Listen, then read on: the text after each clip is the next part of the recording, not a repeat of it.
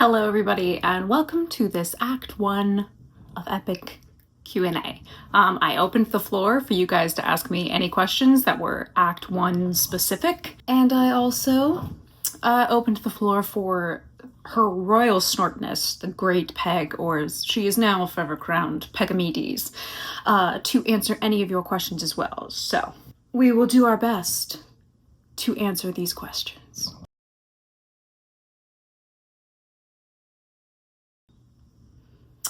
Ruthlessness. Ruthlessness is so high octane, and as much as No Longer You does have the drama organ, Ruthlessness, high octane, something about the driving drums and everything about that, like that is such a yes, give me my energies, like mainline me, let's go, I'm ready.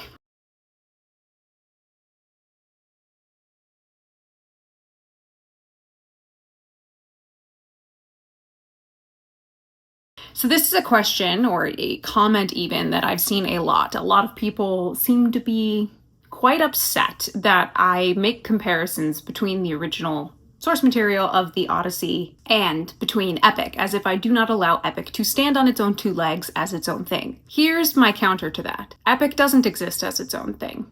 In a way, it does, but also, without the Odyssey, Epic does not exist. So what I pick at is where I wonder, where is the foundational element of the Odyssey? Oftentimes I've actually found myself wondering why, with the kind of story that Jorge seems to be wanting to tell, this idea of a kind of de-evolution of a character, why he didn't pick something like Jason and the Argonauts. Jason and Medea are absolutely primo material to take for a very clear, obvious character change of starting in one spot and ending in another, and basically taking them on a massive downward trajectory, all because of the ruthlessness of their own actions, and ones that they take, and some that they try to justify, but which are seen as absolutely horrifying from those standards of that day and even to now. And while a lot of this is that I am not the kind of person who just turns my brain off to enjoy something, while that is a perfectly valid way for people to enjoy media, I don't function that way. It is not that I don't appreciate Epic trying to do its own thing.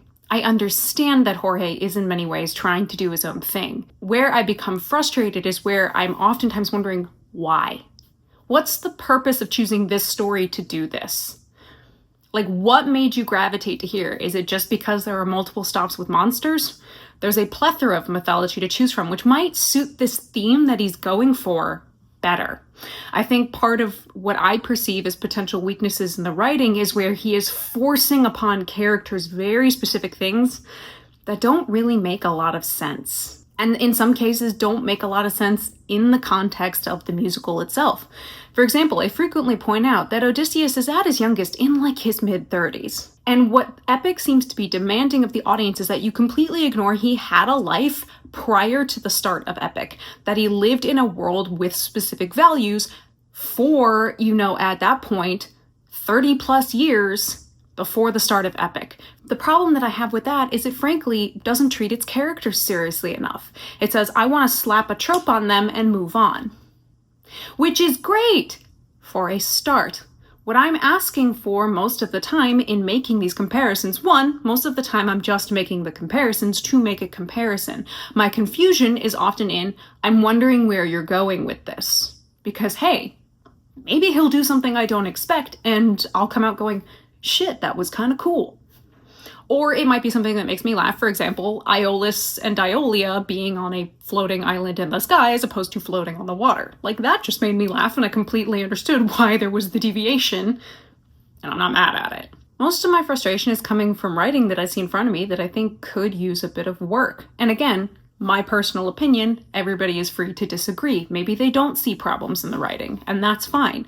Why do I make the comparison to the Odyssey? Well, he's ripping the plot from the Odyssey, so there's a finished work right there. And we understand why choices were made in the Odyssey due to the heavy cultural context and who was the audience that this was being presented for, how is it being presented, etc. It's unfortunately the burden of taking a story that already exists and has existed for something like 2,000 plus years, and then basically saying, and here's my version of it. We're gonna be like, okay, well, here's the version that already exists, that has been analyzed by scholars for 2000 plus years. I mean, going back to even when it was reasonably contemporary to now. So my attitude going into Act 2, I'm taking the exact same attitude I've had the whole time. I'm not going to deliberately change the way that I personally like to enjoy media, which again, I do enjoy Epic. I will say it apparently until I'm blue in the face, because other people are upset at me for it. And I understand that the things that I say upset lots of people. But I'm not going to change the way I go at things. If I weren't enjoying what was happening or appreciating the work that I see, I would stop. Let's just put it that way. I quite a few years ago by this point. It has to have been 10 years or more ago, and honestly, I don't remember it. I'm assuming you mean within Epic. I mean, obviously, I loved the introduction of Poseidon. I don't know if there's anyone that I like the least. I mean, I'm sure everybody wants me to say Polites, and yes, Polites is a character trope. This sort of exists to be a cinnamon roll and be innocent and do nothing else for the plot other than be that. Is not my favorite type of character, but I always stand by the idea that if you take a trope or you take something, even if normally I don't love it, if you do it really well, I will commend you for it. I can absolutely step back and say, even if it doesn't jive with me, I can acknowledge it's good. So I don't love the writing of Polites, and part of me just feels like there just needs to be a moment where like you could punch that character up a bit and it would be like, even if he and I don't jive, spectacular use of the character. My pronouns are she, her. Well, thank you for asking. I'm doing quite well. I'm a little tired, but that's my general state of being. I'm not very good at taking a break. If me, filming and editing while pretty concussed is any example of how I'm bad at taking a break.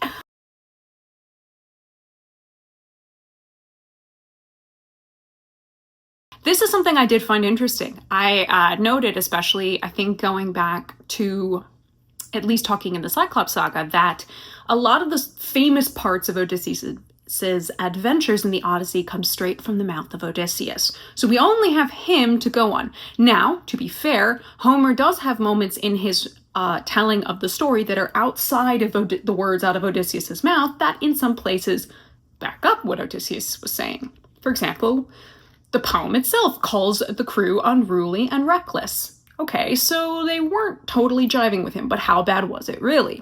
We know that he did have his incident with Polyphemus that made Poseidon really mad at him. So what really happened in that cave? Because we don't often get details on that level. So I actually think the idea of going in and seeing Epic as we're not getting this from the mouth of Odysseus is a really interesting way to look at it. And it's something that I quite liked. I think it served it really well in parts of the Polyphemus encounter. For example, showing that Odysseus and his men rolled up and just started killing sheep. And it's like, oh my god, that changes everything. So I think that's actually quite an interesting way to look at it. And it's one of those things that happens when you lay out the story in a linear fashion as opposed to telling it in the kind of nesting stories fashion that the Odyssey and many of the ancient texts like to do. They love doing stories within stories and characters telling you the story.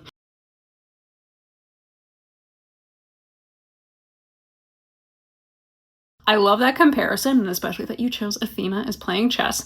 And I also just always find that to be a funny image because oftentimes in a lot of, especially classic Hollywood films or the like, where they try and show the god, it's always shown as like the gods are playing humanity like a chessboard. It was not nearly that regimented. They were far too chaotic. Maybe the Romans tried to see it that way, but that's the Romans. It's not so much that I think Athena is speaking the nicest. I think she's being pretty blunt in a lot of what she has to say, which feels in line. It's that she allows Odysseus to continually compound just like nonsense at her. Like she would have cut him off a lot earlier if he had actually behaved that way to her in the Odyssey. Because again, she gives him a fair warning and says, you're in the hot seat. Like you're on the edge of being on my shit list. And then he straight out says, no, I'm not going to do what you tell me. At which point she's like, okay, I'm really going to read you the riot act and I'm going to leave you. And then he just continues, berates and insults, at which point I'd be like, bitch, you should be dead. As you note, the idea that she doesn't initially blast Arachne for making the claim that I'm better than the gods, Athena shows up to frankly just go, bitch, bet. I'm going to show you how much better than you I am. and basically proceeds for them to play a wicked game of chess, except in the form of looming. So I guess I object less to the way Athena speaks and more to the way that Odysseus speaks to her, if that makes sense. I've heard of this game, it's been mentioned, I've been asked a lot if I play it, and I'll be real, I'm not a gamer. I actually have a hard time playing a lot of video games. I mean, one, they're not quite my interest, never really have been, but I also get, it sounds so pathetic, I get really motion sick really easily. Like, I have a hard time playing video games just because I start feeling nauseous. So I've heard of Hades and Hades 2, but have not played them, have not encountered them, don't know what they look like or anything like that. Yeah, basically. So naval technology was extremely nascent. We are way back in the Bronze Age and the Mycenaean Age of Greece is when these stories are taking place. Naval technology is pretty new. So their ability to navigate was highly questionable. I'm gonna put up a map here. So if you can see, this is where Troy was. And this is essentially where they're trying to get to in Ithaca. So essentially, a lot of the way people speculate his route went, he kind of just overshot Greece and then overshot it in another direction and then kept getting blown around and kept overshooting how to get home. That is not at all a weird question. It's a totally fair one. Now, while I've noted the crew gets slagged on in the Odyssey, like, the Odyssey shits on the crew like you wouldn't believe. It really shits on Eurylochus. The way that Odysseus portrays Eurylochus, who at the time that the Odyssey starts, again, the year of Odysseus's return, so 20 years since the start of the Trojan War, Eurylochus and the other crew members are long dead. They've been dead for like 7 years. Odysseus describes Eurylochus as a sniveling coward who is just literally, like at one point, begs to not have to do anything, which the Greeks would look at and go, what the fuck is wrong with you? And who is one of the leaders of starting up the mutiny and who basically is a problem. He constantly bucks against what Odysseus tries to tell him to do. Just at every turn, he's a pain in the ass, but also he's a sniveling coward, which is the big thing. So that is why, at least in the Odyssey, Eurylochus is just a problem with a capital P. I would argue Epic has been way more fair to Eurylochus than Homer ever was. I don't know why we're asking specifically about Eurylochus with regards to the windbag. It's never specified who opens the windbag. It seems to have been a couple of the members of the crew got together to do it kind of as a small group. So it's just the crew in general who get the blame. It's no one specific. So I don't know why we're specifically making it Eurylochus. If this is something that happens in Epic, I fear that I've just been spoiled. As for would Poseidon still have acted to carry out the curse, yeah. He would have, because part of what Polyphemus wished for was that Odysseus be late. That he come home and find his home under siege. So Poseidon, frankly, just got a moment where he's like, I could sip it. No, I don't have to. Look, the windbag already killed. Great, I don't have to do shit. Poseidon would have still done something, but who knows how long it would have actually taken Odysseus to get home. At this point, he has not been told by Tiresias that he might end up, like, stuck, held hostage by Calypso for 7 years. So maybe it wouldn't have taken like 10 whole years and instead maybe 5, who knows. I think my issue with Epic on the whole is a bit of tonal inconsistency and a desire for more depth to the characters. Jorge is clearly a masterful composer, like music side, brilliant. It's just in the writing, I think, could just use like some tweaks and some small things to really drive home his message that he's delivering it with the full drama and full intent and in the strongest way possible. And again, that's why musicals take a long time to be developed, and you can look at others that take even longer to be developed, and it's a process. So that's my one criticism, is that like I can tell this is a concept album, so I'm not trying to sit there and constantly harp and say this is terrible, this is bad, because I don't think it's bad. Just think it needs a little work, and I'm like, well, it's a concept album. That makes sense.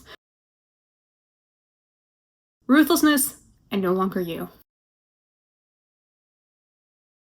Okay, not related to anything here in Epic, but a good question nonetheless. Oh my god, I just want to know what they say. Just like, tell me all the things that they say. Anytime there's a lost piece of media, whether it just be, I don't care if it's somebody's grocery list, like, tell me, what were they writing about? We learn more about what's happening in the lives of the people in that time from what they leave behind.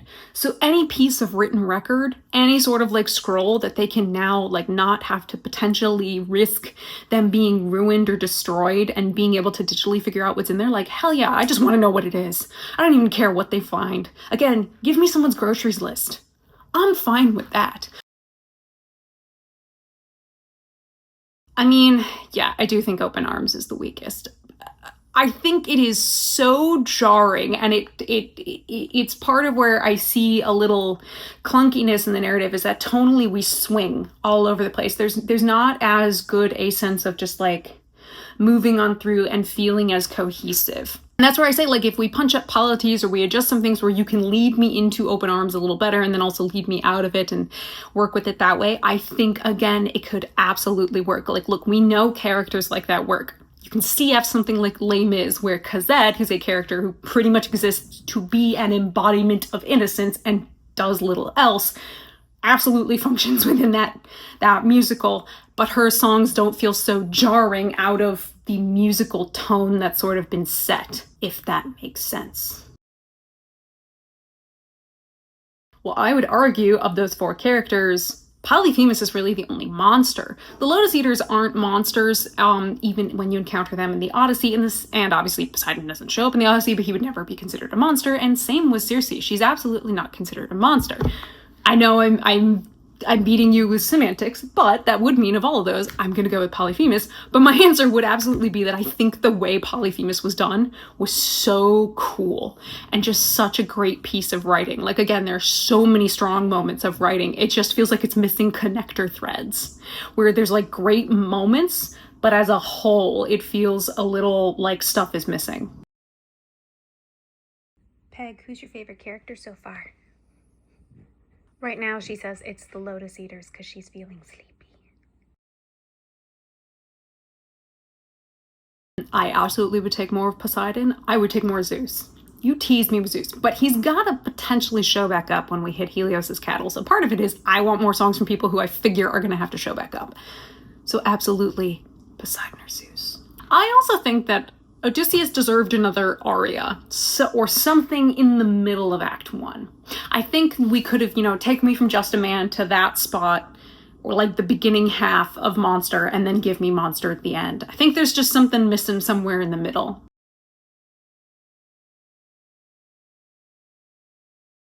No, it doesn't, only because they're in Circe's house, and she's unmarried, and so she's the host.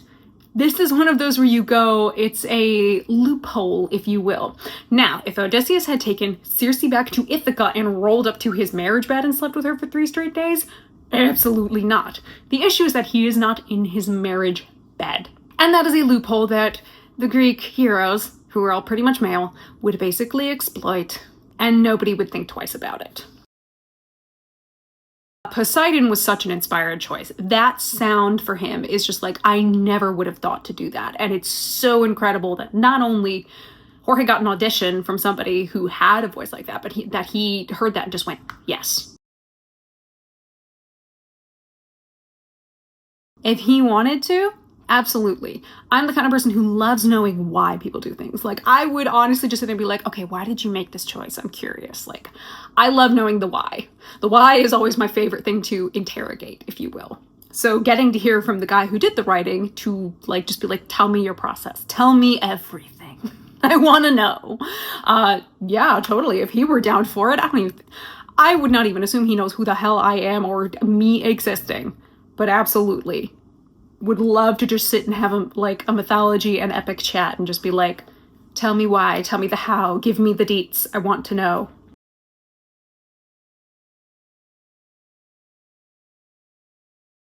I'm following the other kings and their ships till they hit the coast, and then I'm hugging the coast.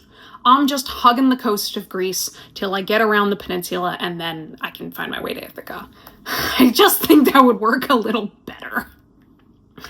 And as for Peg, if you were Odysseus, what would you do different? Side-eye the crew a lot? Make sure they know that you're over their bullshit?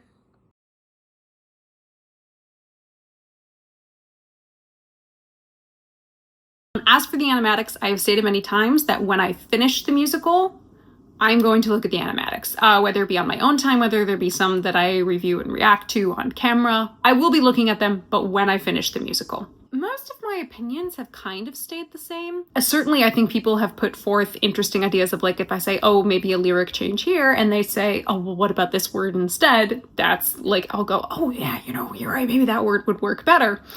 Most of my opinions are pretty much still the same, though it is hard to say because obviously I'm only halfway through the musical. My opinion on the musical on a holistic overall level is not complete. So my opinion could absolutely change on any of the things that I've said, but we don't know yet.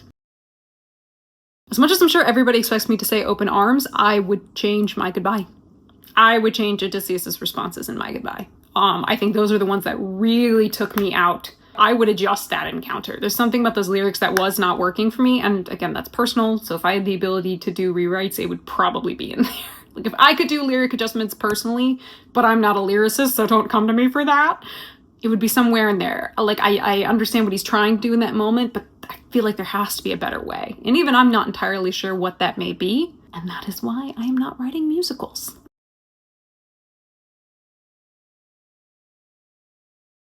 I noted, at least in Monster and The Lake, that I think this version of Odysseus completely discounts the fact that we are meeting him probably in his mid-30s and has lived a whole life prior to the start of the musical. I do feel like the musical has kind of ignored that, which I don't totally love.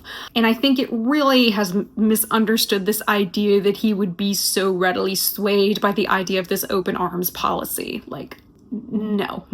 And this insistence on making him be in constant denial over things, especially highlighted in his responses in the No Longer You song, which I'm like, dude, you can absolutely not want to accept what you're hearing, but the responses make him sound like he's like induced brain damage. So I don't totally love that. I do think it gets right the way that Odysseus, when he needs to, really quickly switches to put on the like, I'm here to get help, I'm here to get what I want. The way that he's able to put on a front very quickly when presented with someone who may be potentially antagonistic. Kind of close to you get Odysseus in that he's a little slick. He's absolutely a bit on the side of slick. All right, Peg. Which Greek god are you secretly? We know you are one. Oh, okay. Okay, I understand.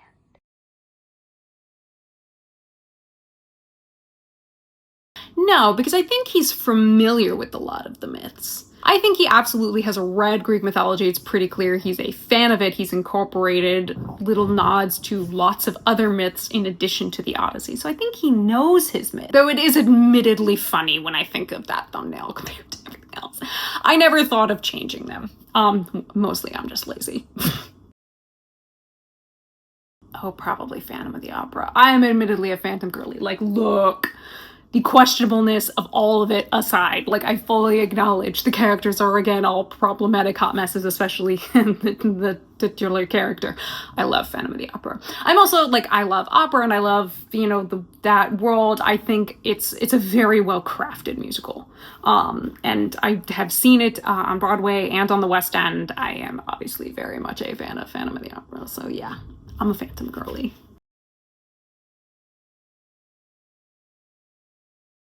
I think the idea of saying you're making something better is a dangerous road to go down, if that makes sense. You're adapting it. You're changing mediums. Obviously, the Odyssey is not written like a musical. There's an element of being faithful where I think people think like you need to keep everything as it is. Absolutely not. You're changing mediums.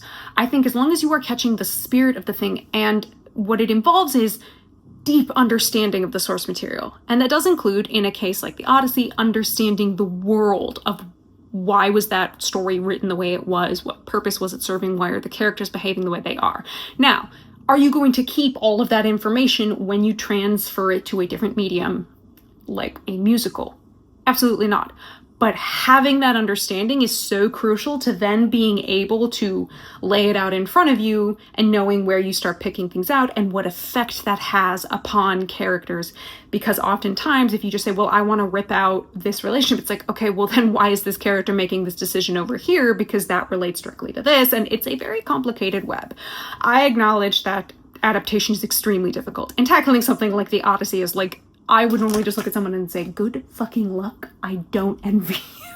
I think there's a tightrope that you walk, basically. Especially if you're not doing something like parody or satire, which in many ways can allow you more flexibility because you're taking usually a wildly different tone. Or if you're also doing something that's like, say, Oh Brother, Where Art Thou, where you're taking the blueprint of the Odyssey, but you're telling your story there. Or even something like Ulysses by James Joyce, which is using the Odyssey kind of as its blueprint, but telling a very different story with different characters and using the ethics of the time period it's being set in, and the social political stuff that's going on there. So again, if you're trying to basically essentially keep it in the same world, like you're in ancient Greece, you're in ancient time, like you have to walk a bit of a tightrope, and I don't think you should, in the name of accuracy, keep everything. You can absolutely make changes. I'm very open to those. I love it when they're done extremely well, obviously. And even if I don't totally love it, I'll go, but damn, you did it well. So it just kind of depends how you're adapting it, like how you're taking your source and manipulating it. It's hard, basically. And you'll never please everyone, but that's, in a way, that's sort of just art. That's creation in general.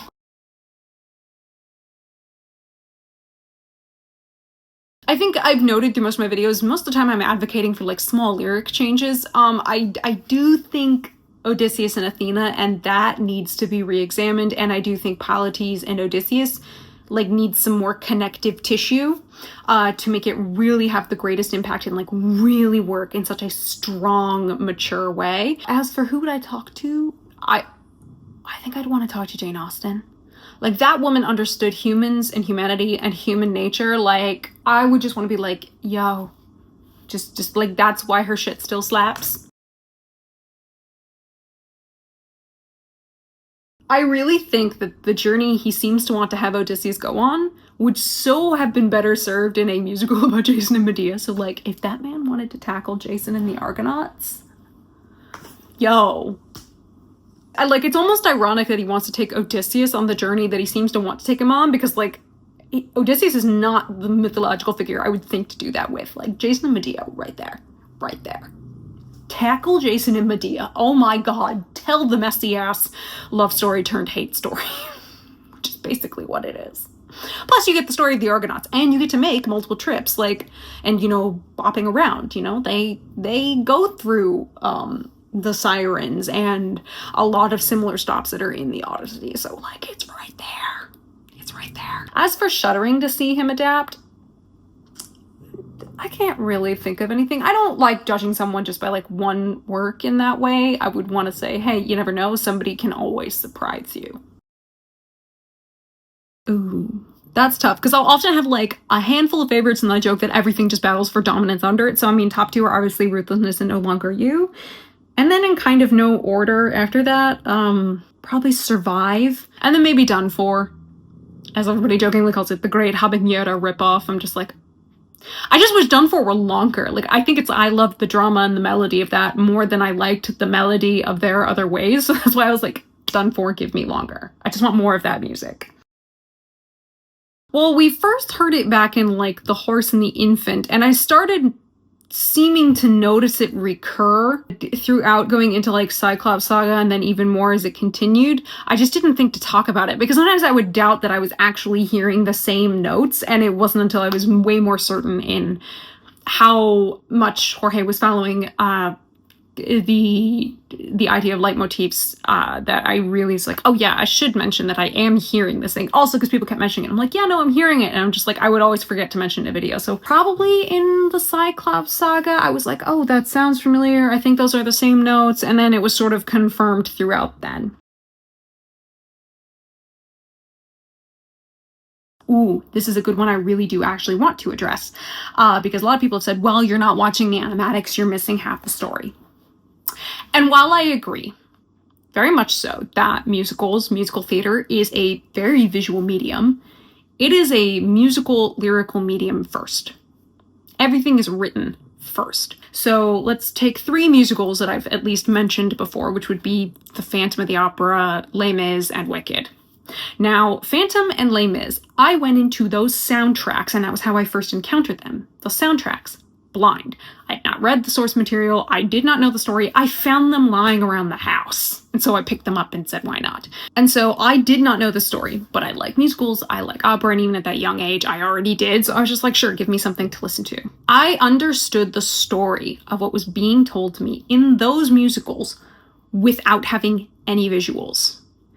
And this is the 2000s. So like, it would have been hard for me to go find visuals, right? Now, while Les Mis has the benefit of being a fully sung through musical, so the whole story is laid out in there, Phantom of the Opera is not. It is a predominantly sung through musical, but it has many moments of dialogue in which nobody is singing. And sometimes those are not there in the soundtrack, but I'm still able to follow along. I caught all the character relationships. I understood the high drama.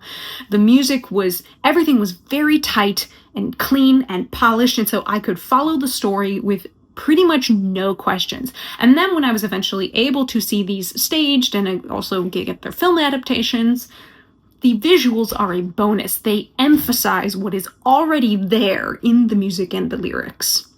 So music and lyrics should be the most polished and tight and clean part of a musical, to which the visuals add.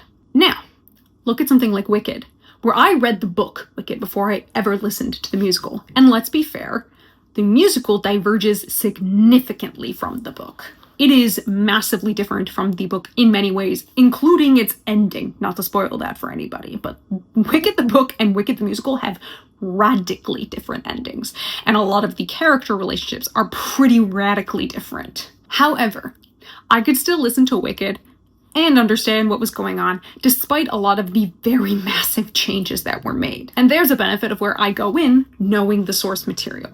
So while I think, sure, there are absolutely things that I've pointed out, like small things that could be remedied, a lot of it does come down to writing, because the writing should be so tight that somebody can listen to your musical, not have it staged, but completely have zero questions about what is happening and why things are happening. So yes, but not nearly as much as I think people seem to demand. I don't know if I want something like malicious. I don't want Aeolus to come off as malignant. I think what I'm really wishing for is almost a sense of fear from Aeolus. I want Aeolus to kind of, in a way, lead the audience to like something is happening that's bigger than just a bad storm. Like this storm is not just a normal storm. I want Aeolus to seem a little afraid to help Odysseus and a little more wary. I actually don't want Aeolus to come across as malicious or malignant at all. I want Aeolus to be tense. Aeolus to be like, yeah, I'll help you, but I'm not happy about it. And doesn't have to tell him, hey, Poseidon's on your ass, but like something feels wrong here. I'm gonna help you because like, okay, yeah, you're asking nicely, but I have a feeling it's going to end badly. I think that's a tone I would prefer. And that's very personal opinion. And again, I will say at least that like, I think the melody of Keep Your Friends Close and a lot of that is like, there's such beautiful music going on. It's just the tone I disagree with. And I do think it steals a little bit of the thunder from Wouldn't You Like, which is coming up pretty soon after that. Like, Hermes is such a standout because he's one of the only characters really with that tone, especially in the Odyssey. Peg. Your adoring Peganots say to let you know they love you. Yes, they loves you. They loves you. I'm sorry, am I disturbing your nap? I apologize. I'll leave you alone. My bad.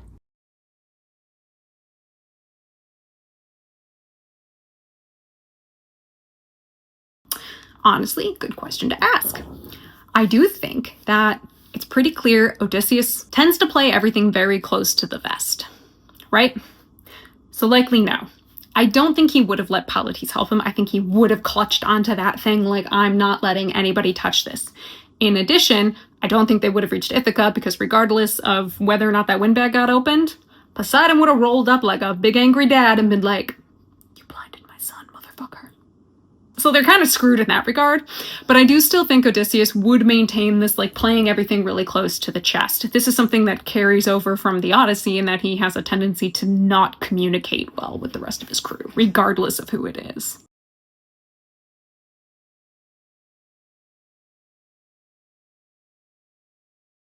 So while I wasn't necessarily like a theater kid, if you will, I have played music since I was in at least the 3rd grade, whether it be singing in choirs or playing the flute. I did also have some piano lessons, but I was a very bad student. But I also come from a family that's very musical, and on my dad's side, especially very much musical theater kids. A lot of musical theater kids in there, a lot of theater kids. There's those people who have, sung opera, who've danced ballet and the like. So I just come from a very musical family. And so in addition to me studying music from a very young age, mostly through, I just would play in band, sing in choir and the like, music and musicals and like how you get storytelling in that way was something I was introduced to from very young. In addition, I then go and get my degree, which while I focused in, so specifically my degrees in media arts and design with a concentration in digital video and cinema, and then I got a minor in English. Learning stories and how stories work and all of that is something I've always been into. And I can often point to one of my favorite movies of all time is the 1984, I think, film Amadeus, which is an adaptation of the very stylistic and stylized play Amadeus by Peter Shaffer, who also then wrote the script for the screen adaptation, which he jokes that the director Milos Forman basically kidnapped him and they holed up together in a house for like who knows how long to try and take his very stylistic theater play and turn it into a workable film script. What we ended up doing was spending 4 months together in his house in Connecticut, Monday to Friday.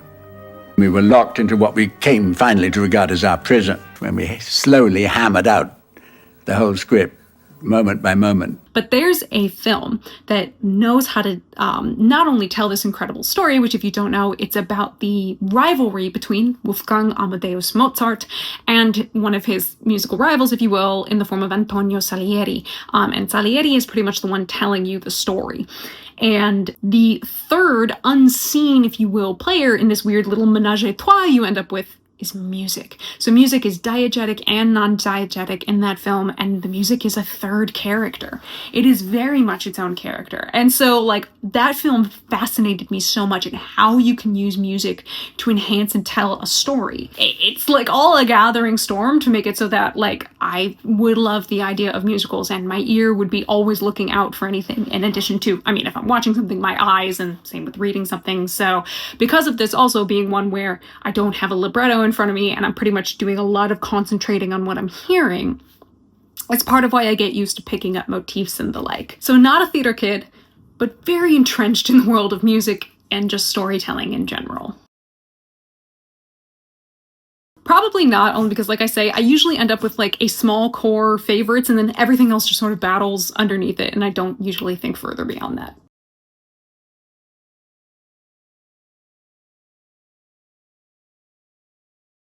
I have only ever, well, I guess we could say I'm mentally checked out. I can only think really of one incident where I was just so enraged at an adaptation that I just wanted to walk away, but I didn't because I'd spent money and so I stayed there, which was the live action film adaptation of Ghost in the Shell. Nobody talked to me. We're not going to go there. That was so bad. And it was bad. It was just also bad writing. And it was, a lot of it is, I say, you lost the plot, which I use that phrase to mean like, there's a core and a spirit to a piece that if you lose it, you've lost the plot. You lost sight of what that work was about. You didn't understand it.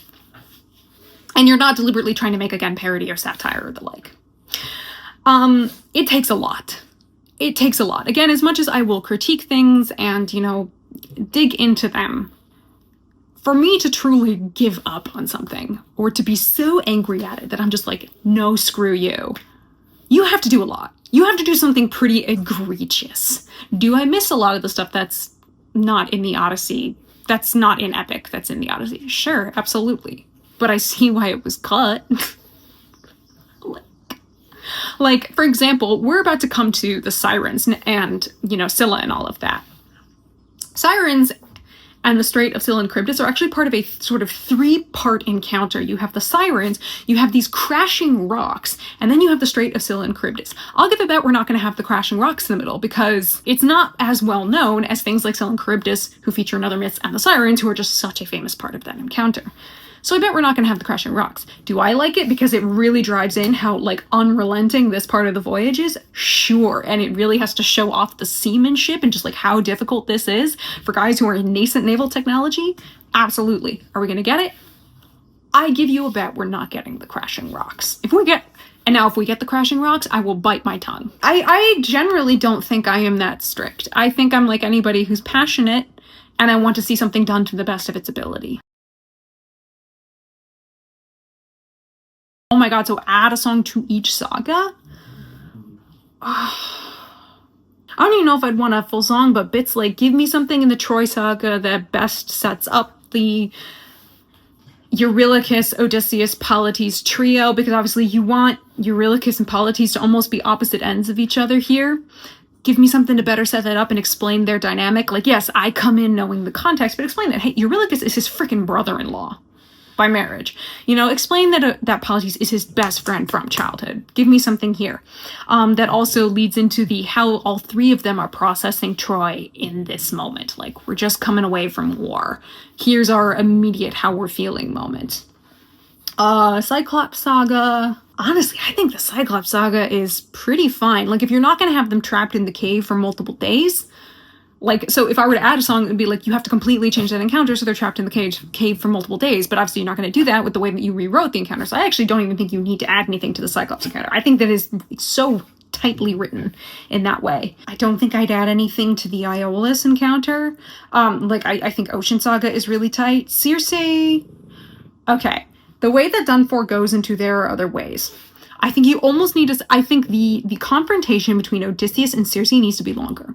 Like, make it an actual battle of wits. Make it so, like, if we're having them conjure animals, people said, like, jokingly, like a Pokemon battle. Okay.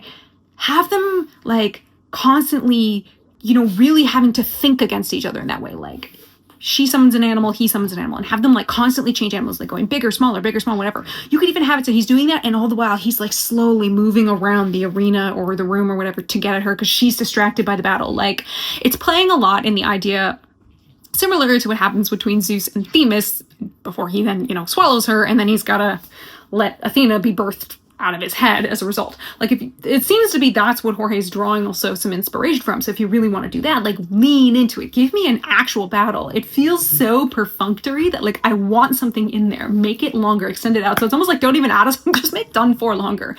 Give me an actual battle. Like, give me a true battle of wits, which ends with him not only outthinking her, maybe even not even outthinking her, but getting her like that, where he's using it like a distraction. So I just think that needs to be almost longer. So I almost say don't even add a song, just make that longer. Underworld Saga. Can I please have an Agamemnon song? Like, look, Agamemnon's a garbage person. I'm not trying to say he's a good person, but he's a good character from a dramatic sense. And I kind of wish Odysseus could interact with the spirits. I just want something in there to add to the drama, to continue to be, in addition to Tiresias, that nail in the coffin that is just, like, rattling Odysseus to the point that he decides to make a drastic character change. That monster's supposed to be as the Act 1 closer. That makes sense. So, like, maybe something in there. But a lot of what I think is sort of like just extending stuff out or just slightly adjusting. So I think the only places I really want to see a song added. I guess I did also say can I say the songs that we don't add to Cyclops and Ocean, we add like 2 to Circe. Like, give me the Odysseus aria at, like, the start of Circe, just after losing all those men in ruthlessness, where he's just, like, having to sit with his feelings, and then we're again gonna torture him in Underworld. I don't know, maybe that's where I would add songs.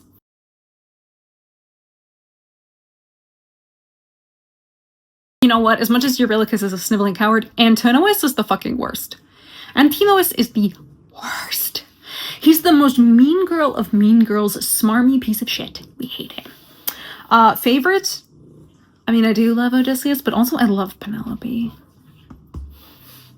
What a legend. And what's your favorite and least favorite epic character? Favorite epic character? I mean, I think I gotta go Poseidon.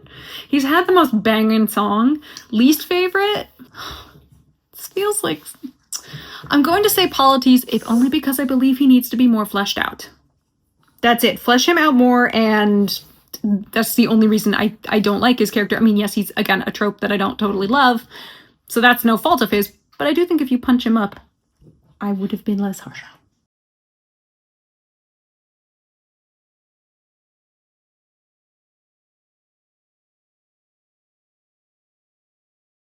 I think some of the changes to the characters have actually been interesting. Again, I think adding pathos to Polyphemus was such an inspired choice. I actually think the musical has given Eurylochus way more of a fair shake than Homer and the Odyssey ever do. So I actually find that kind of interesting, and I quite like that. I think Circe could have been done better. Like, she feels way less girl boss than she actually is. She's such a girl boss. Like, she's such a cool character. And I think there could have been more. In terms of the event changes, again, I've spoken about tonal stuff that I don't love with Iolaus and the like, but most of it's, I mean, it's been fine. And they're not eroding my enjoyment of the musical at all. And then best dog treat, I mean, any dog will tell you, and Peg will tell you, it would be, you know, filet mignon, perfectly seared rare. In the case of Peg, she likes carrots and she likes cucumbers. Those are two that she has the most likely access to, at least.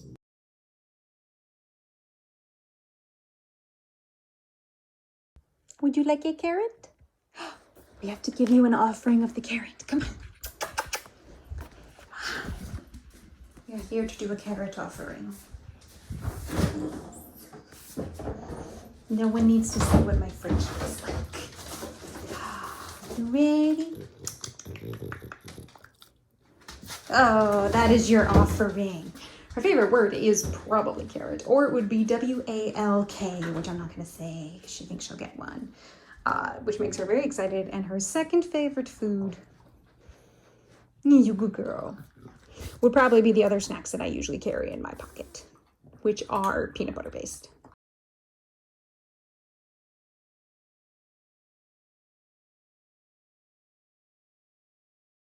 Yeah, even mythologies I'm not very familiar with.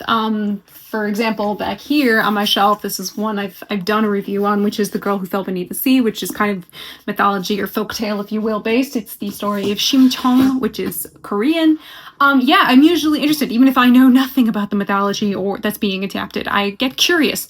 I often find it is a good way to lead me into, then, if I'm very interested, falling down a Wikipedia and, you know, internet research rabbit hole of stuff that I find interesting. So yes, I am. I'm usually very curious. Now, am I going to immediately go and grab every single one that's ever released, at least as it pertains to Greek mythology? No. Usually you have to do something to pique my interest, because I've now seen so many and done in many different ways. So yes, I do like mythology adaptations.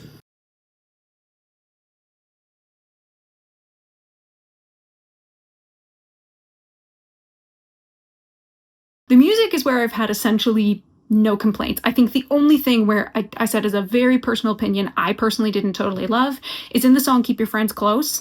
The voice, people have said that those are actually the Winions, these little backup vocals that come in for the, like, sometimes killing is a must. I didn't like the very nasally minion-like sound for those, especially when we had set up the sound of Iolia as these beautiful, like, oohing and ahhing vocalises in the back, like these very airy, breathy vocals. I had kind of hoped those would come in to be the vocals that continue on as Iolaus's backup singers. So that's like the only musical critique that I've had, like an actual critique, because beyond that it's like, oh yeah, well, I wish Done For was longer, but that's just because I like the melody a lot.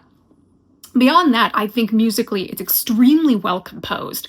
It's very clear. Jorge is very adept at writing leitmotifs and at bringing them in, sometimes very prominently, sometimes more subtly. He likes linking characters with instruments. The voice casting has been astonishing. There's, like I said, been some very inspired choices, like the voice for Poseidon. Again, it just sort of blows my mind that one would even, like, that's not a voice you would ever think to bring in to play a god very traditionally. They are more classically trained voices, very much like you get with Zeus, who's very clearly a classically trained, potentially opera even singer. You can just hear in his tone and his timbre and the way that he shapes his words, I'm just like, that voice is classically trained. And then you bring in almost like a raspy rocker edge for Poseidon. It's just such a tonal whiplash, but it works so well. So no, I think the voices and the singing has been impeccable. And I think the music is really actually the strength of the musical.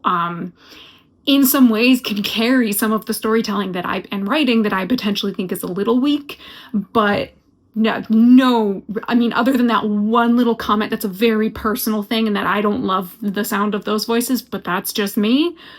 That's the only thing I've really had to say on the music that's not just like glowing. This music is great.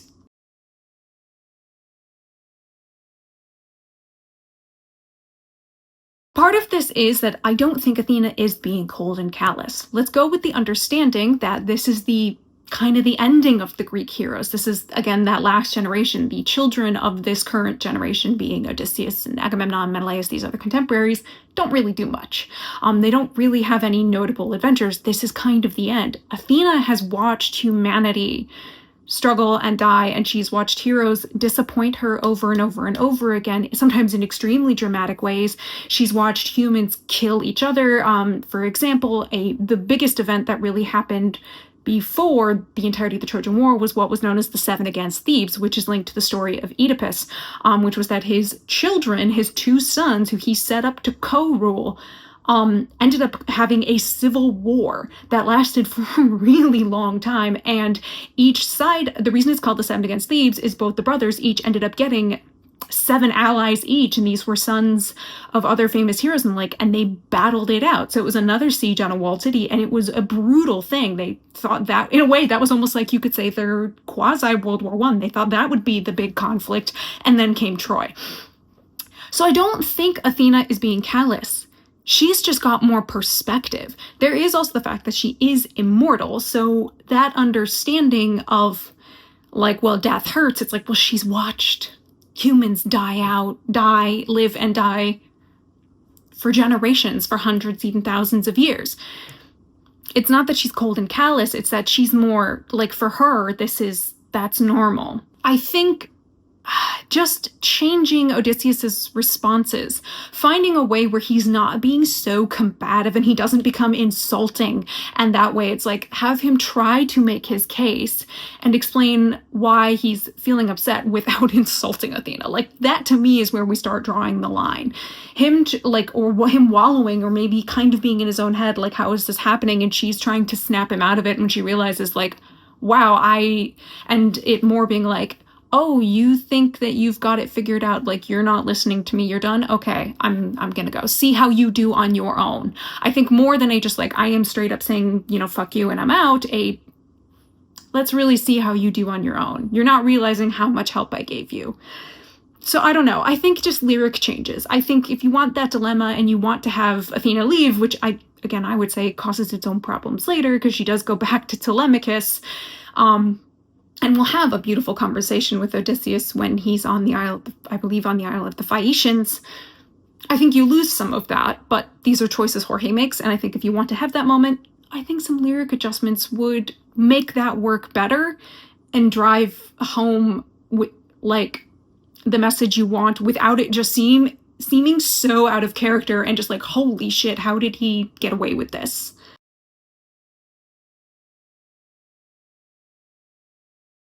Peg is currently napping, so I will have to speak for her as her daily assistant here. No. Peg wakes up usually sometime between 7 and 8 and will get in my face to wake me up, which is either she will literally put her face about that far from mine and stare. And if she's figured out that I'm pretending to sleep and I'm just trying to be lazy and sleep lie with my eyes closed a couple extra minutes, she'll lick my face to get me up. At which point she goes out. She does her business. She just kind of walks up and down half the block, does her business, gets her sniffs in. She races me to the door. She always wins because your girl don't run. And then she gets her breakfast, and she's born with it.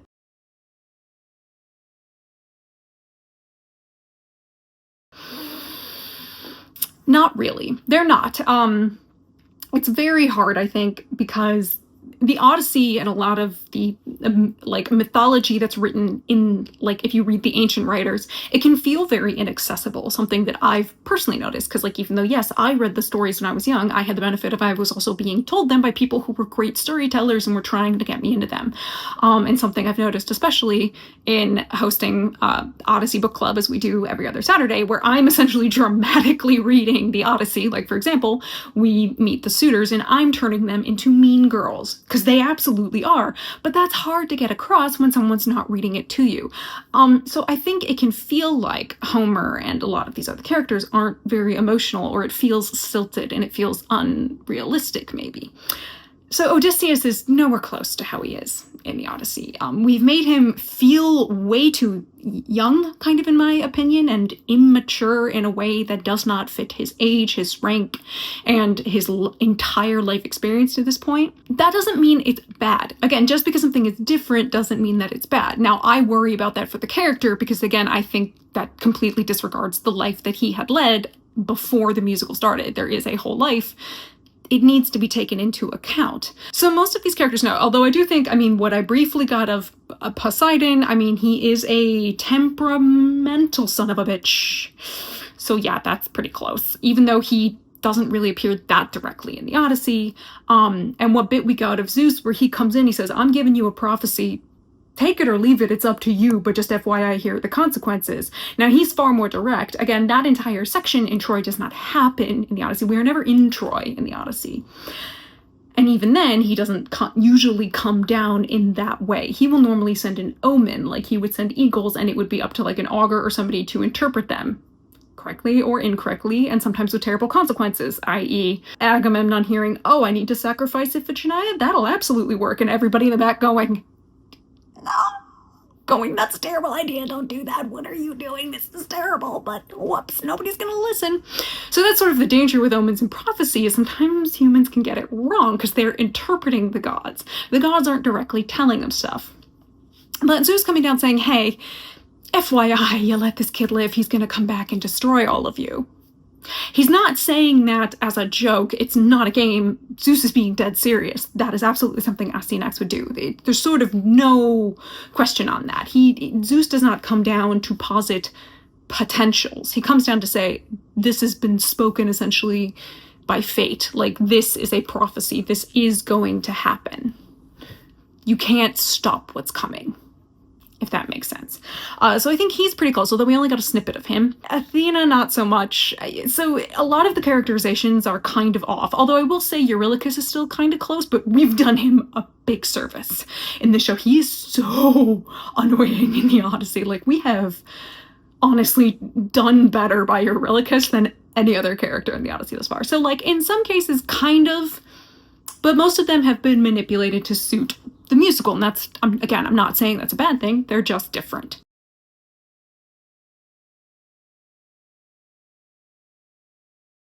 That's a really good question. This is stuff we actually talked about in Odyssey Book Club when we were in, I believe, book 1. We talked about it.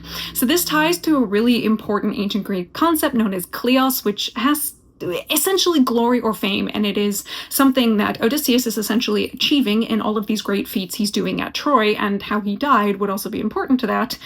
And interestingly, it is something that is tied to lineage. It is something you pass down to your children.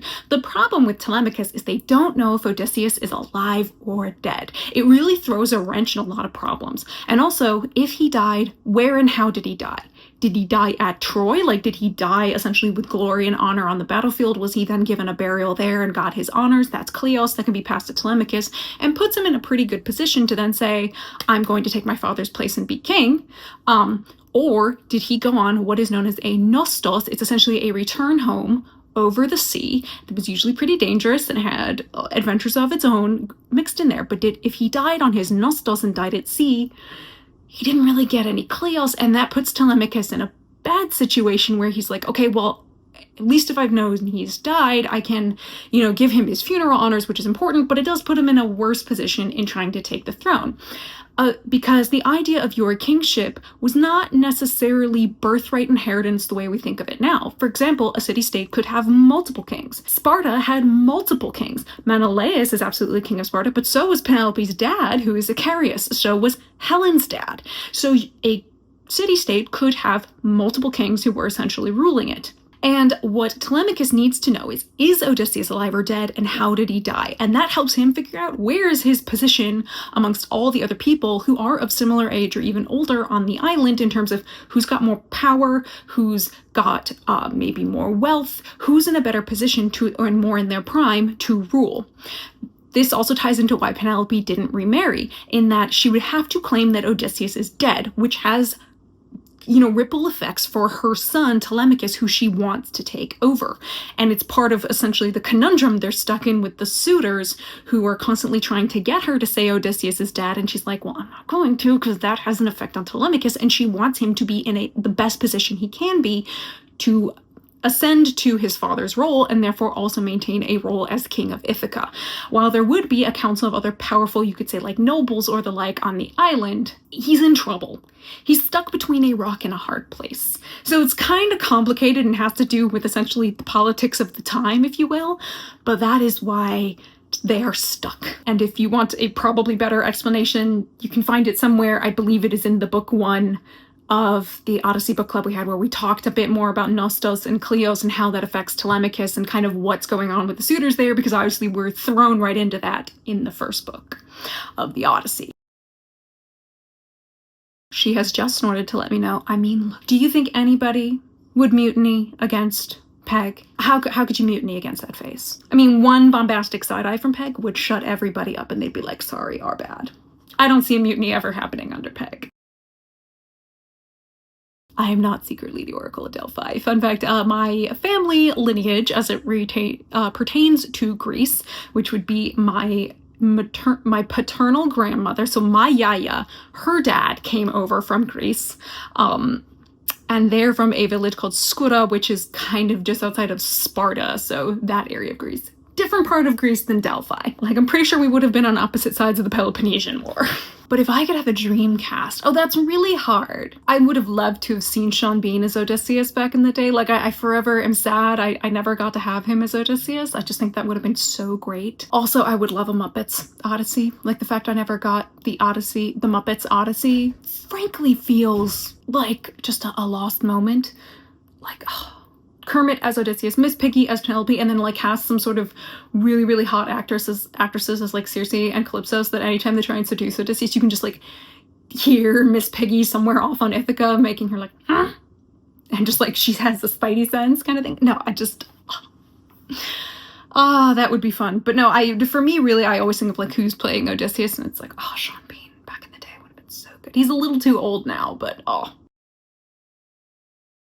Absolutely, I have the music on in the background. Some of them are in my gym playlist. Like,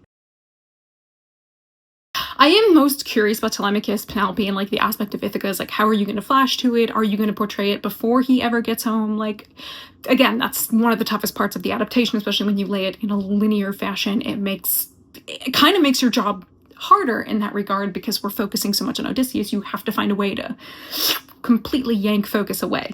So I don't know. I'm curious. I hope we really show Telemachus as the kind of badass he really is in the Odyssey. Like, yeah, he's young. He's 20 when we meet him, but he is coming into his own, and you can tell that he's been raised really well. He's got some of his parents' cleverness. He's quite shrewd. He's walking a balancing act at home, having to deal with the suitors where he's at, especially when he finally comes to the point of, I'm telling you, you're in violation of Xenia and I want you fucking out of my house. But he's got to do it enough where he can't put his mother in danger, because if they all decide to band together and basically take over, they win. Like, he's not in a position to really fight them, because he's outnumbered, really. So, I mean, he's pretty badass. And Penelope also, my legend, she's such a badass. I love her. I hope we really show her just as the badass, boss-ass bitch that she is. Calypso. I mean, look, let's be real. Calypso essentially holds Odysseus hostage. There's not much redeeming to her. I don't think there's really meant to be. There's only so much you can air quotes humanize her without it essentially being okaying abuse, because that's really what does happen on the island of on her island. He is held hostage and not allowed to leave, and she never listens to him saying he wants to leave and go home, and he's not able to. And it's abuse, and it's the real. I mean, there's a reason why when we meet him, he's literally saying he wants to die. He wants to erase himself out of the narrative. That is how messed up he's become on that island, being stuck there for 7 years. She's his jailer. She's his abuser. So I'm curious. I'm a little nervous. I hope we don't go the route of trying to be like, but it's okay that she does this. Because it's like, no, it should be very clear that what she's doing is not okay. So I don't know.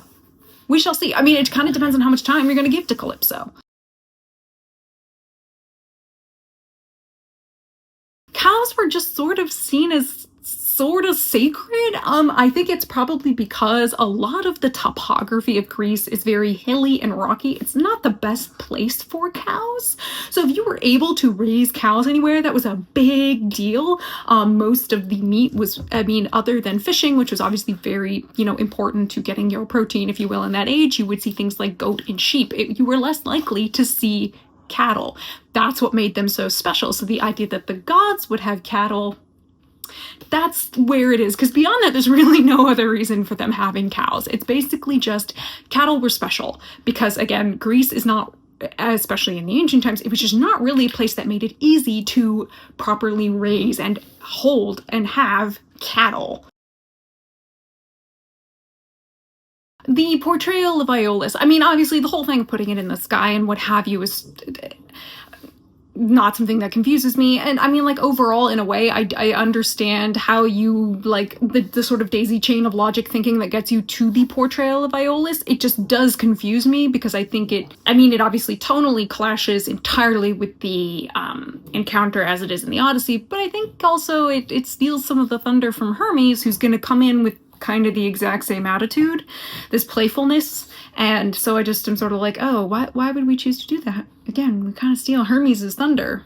A little odd. So that one sort of confuses me. I don't think it's terrible. I'm more left a little befuddled. And I personally wish it were done differently. Odysseus insulting Athena. That for me is like such a, oh, big nope. Polyphemus. I love making it way more Odysseus's fault and bringing more empathy to that character. So I adopted her in September 2018. So I have been her mom since then, and it has been absolutely wonderful. Even like a lot of work we had to do. She kind of didn't know how to dog, so we had to do lots of work. But she has been one of the best decisions I ever made. This is the one we are using in book club, which is the Fagles translation. I think for newbies who are not going into like for study, personally, I'm a big fan of this one. Fagles has a way of writing that's very dramatic and, it's spinning a good yarn, but keeps to the integrity of what's happening. So at times it can feel a little like tough to wade through. I mean, that's just sort of unfortunately how it's written. It like goes back to the original. But I think he balances giving you a bit of like the poetry of it, but also telling you a really dramatic story.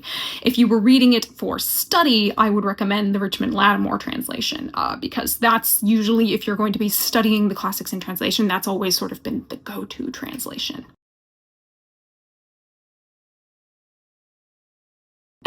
Fun fact, when I went to go pick up Peg as part of the adoption process, she was playing with her friend, her bestie at the time, who was a formerly feral cat, so she really does like cats. I mean, we all know it would not have taken 10 years. Peg, how do you feel about Argos not being included in Epic? It's a real oversight, don't you think? Ugh, I know, straight offensive. I mean, how dare.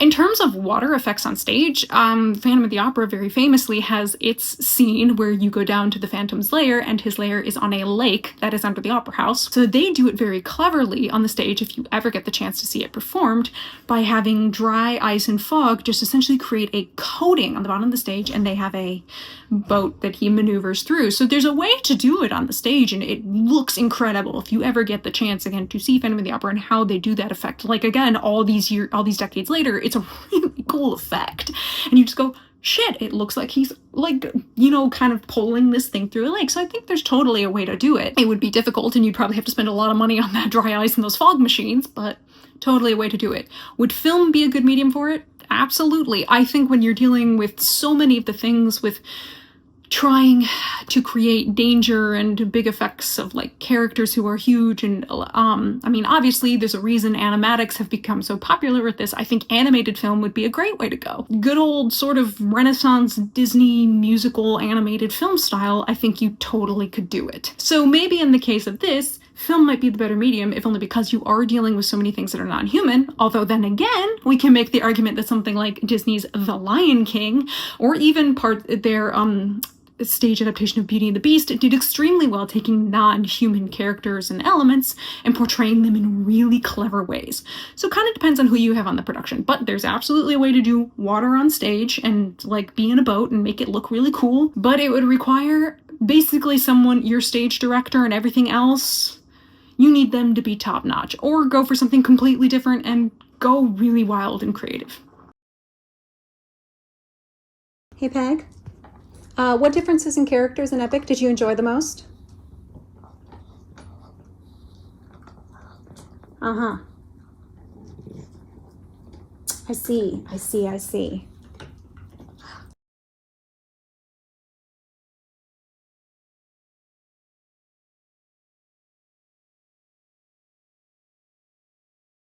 So, there is this idea, like, I think it's called, like, apologia or the like, and it was used in courts.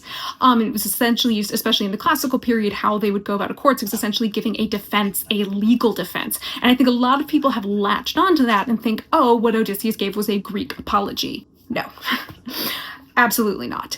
You could absolutely apologize and say you were in the wrong. I mean, again, you can look to the Iliad and see how Achilles, you know, admits that he's in the wrong and gives Hector's body back to Priam because he's admitting fault. So what Odysseus does is not any kind of Greek apology. He's also not standing in a court of law and the like. So I think a lot of people have gotten onto this legal defense that was used, especially in classical Athens, but has no bearing on this story and is not the same context of what's happening here. So not necessarily fandom making things up, but latching onto a concept that has no bearing on this particular situation as a way to defend Odysseus. Look, our characters can be totally wrong and we can still love them. So he does not properly apologize. He doesn't admit fault in any way. And it's very clearly, I think, by Jorge on purpose that he's having Odysseus not admit fault because Odysseus doesn't think he did anything wrong.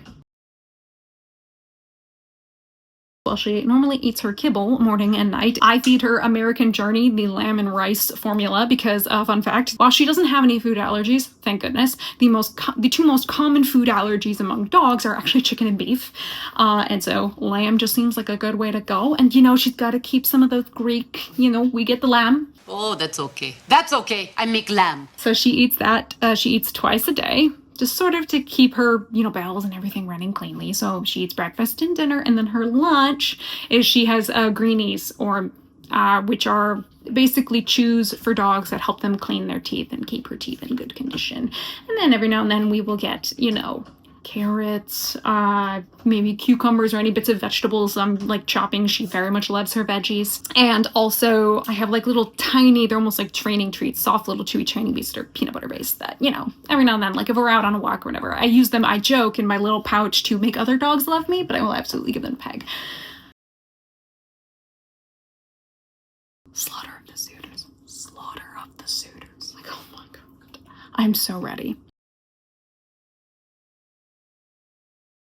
The hardest part, depending on how you lay it out, and we'll say in the case of Epic, because he laid it out in a linear format, the hardest part is Ithaca. having to constantly bounce back to Ithaca when so much of it is the story of Odysseus. I think balancing that is the hardest part. And really just knowing so much happens. What do you cut and what are the consequences of cutting it, because what purpose is it already serving in the story? Thank you. I am doing better. I learned my lesson. Do not ever try to do work while concussed. I mean, to be fair, I had actually like a freelance deadline while I was concussed, and I was working up to the deadline, and I still told the person, like, please double check this and make sure I didn't make a stupid mistake. I am concussed at this moment. And then they joked, they were just like, put bumpers, like baby bumpers, on all of your furniture. But also I could, like, even watching back those Cersei reaction videos, I'm like, oh my god, it is so obvious I was concussed. Like, I have no inflection in my voice. It's not clear when I'm being facetious or the like. So yeah, I kind of learned my lesson on that one. Don't do anything while concussed. But I am doing much better. Thank you for asking.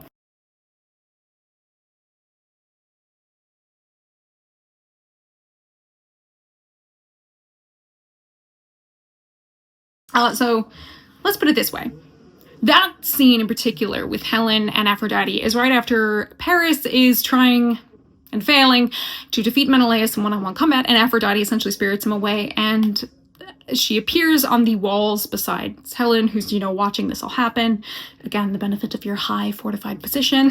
And Helen goes, are you just trying to make me more miserable? Are you here to rub it in my face that this is what's happening? Like, here I am, aren't I the saddest of women, that you've made me the most reviled woman alive? Everyone hates me, and yet somehow my husband still wants me back, which I'm sitting here like, yo, I think your husband understands you got mind tricked, basically put under a spell by Aphrodite to go off with Paris. You had no choice in the matter. But Aphrodite shuts her up real fast. Because that's one of those moments where my thing was not so much that he's talking back to Athena. Like, maybe if you're gonna give Odysseus a moment of talking back to Athena, give him one moment.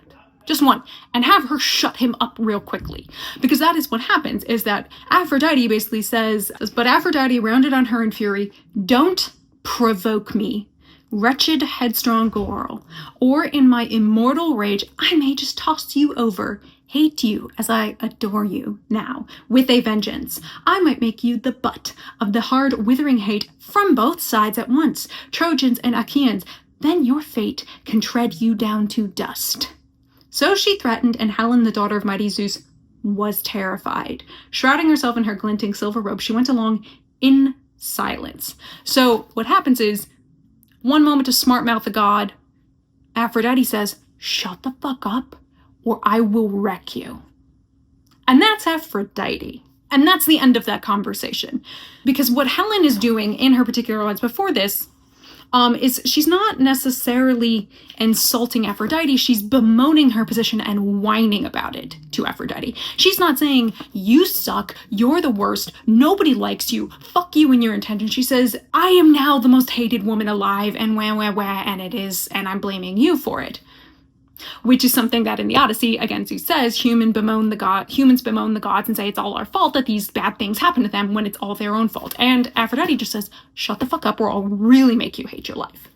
And Helen shuts the fuck up. And that's the end of that. What My Goodbye does, and just compounds and compounds and compounds upon it. Now, in the battle between Diomedes, and it's very notably, he causes wounds to Aphrodite and to Ares. Now look, the thing about Ares, as much as he's the god of war, he's kind of a hot mess, and you could give him a scratch and he would scream like a toddler, throw like a tantrum, and run back, and all the other Olympians look at him like, what the fuck? So even though he's the god of war, he's not necessarily the best warrior out of all of them. Sorry, not sorry. Like, he's not, because he represents a frenzied melee, which is what essentially is happening there on the field, the plains of Troy. As much as the Iliad obviously likes to specify out a lot of one-on-one battles that are happening, it is essentially a chaotic melee. So the idea that we have Diomedes just fighting a god on the battlefield, well, that's sort of what Ares signs up for when he goes down onto the battlefield. He wants the melee. If a god is going to enter into a frenzied melee of war and battlefield where everybody's fighting each other at once, injuries are going to happen, and you were not considered awful for injuring a god when they are your opponent in that regard, especially because, again, frenzied nature of battle. So War kind of gets a different view compared to this is Odysseus and Athena having a conversation, and he's basically saying, you suck, you're the worst, nobody likes you, nobody knows you, fuck you. Like, oh my god, no. In the words of Mortius, don't sass your divine sugar mama. It's why Odysseus would never, even when he's upset, because even when he has his moment talking to Athena, again, he's mostly bemoaning, like, this is how I feel. He's not putting anything on the god saying, you suck. He's like, I feel this way. He feels enough wasn't done and he's upset about it. But he's not then saying, yeah, and by the way, you suck. You're the worst, nobody likes you. That's where I really got most upset about that. It was the real continuous aggressive backtalk because, as you noted with these lines in the Iliad, and this is from the Fagles translation, for those who are curious, it really is unusual that they would speak to the gods that way, but it's also the way they're talking to them, and specifically how their language is framed. As much as, God, it feels like I argue semantics a lot, the semantics are really important, especially when it comes down to how you're talking to your deities.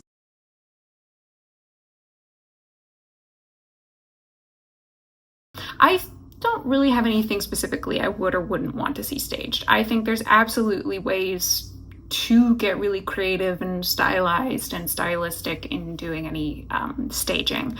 That's part of the beauty of theater is you go in knowing things are going to be stylized because oftentimes, I mean, it's not film.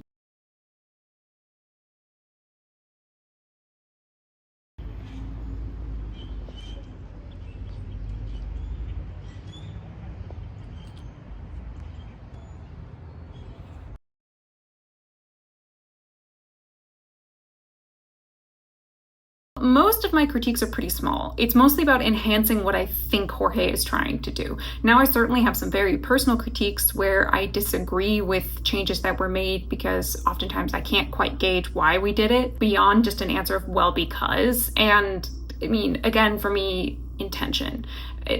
I think I see what Jorge's intent and what he's trying to do with this story. I think he made his job a lot harder for himself in that he's taking a character like Odysseus and trying to mold him into something he isn't necessarily in the Odyssey.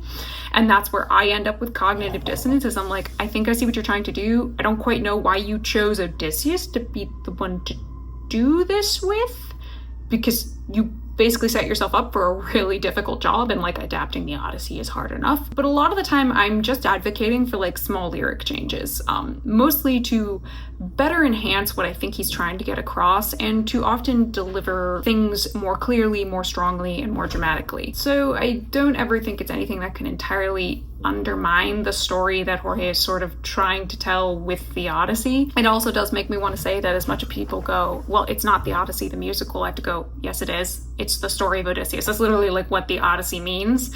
It's like, is it Odysseus, king of Ithaca? Check. Is he coming off of the Trojan War? Check. Is he trying to get home to Ithaca? Check. Are all of the characters and places the same? Check. Like, he is doing Odyssey the musical, even if he calls it Epic the musical. It's still the Odyssey the musical. If it weren't, it would be something more in the style, again, of like, Oh Brother, Where Art Thou? Or Ulysses by James Joyce. Like, that's a way to adapt the Odyssey, but it's not like the Odyssey. There's no really good language I have for this right now. Too early, not enough coffee, ADHD medication wearing off. But most of the time I'm pointing out things that I think are slight weaknesses in the writing and like small little kinks where they can have ripple effect bigger consequences down the line, but that like if you slightly adjust some things, you make the thing that's already there even stronger. I don't ever want him to just like take what he had and throw it away. I want him to make it even better. Which, again, is when you go from concept album to, like, official Broadway album or the like, those are things that you've gone through and done.